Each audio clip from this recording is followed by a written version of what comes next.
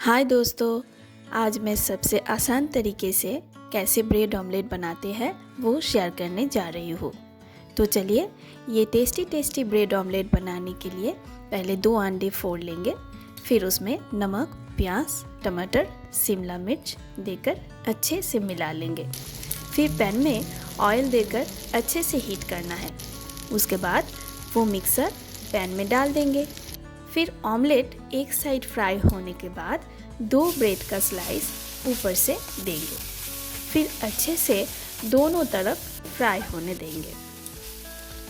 फिर एक ब्रेड के ऊपर से चीज़ स्प्रेड कर और एक ब्रेड डालकर तैयार कीजिए ये रेसिपी एंड एंजॉय कीजिए ये गर्मा गर्म ब्रेड ऑमलेट।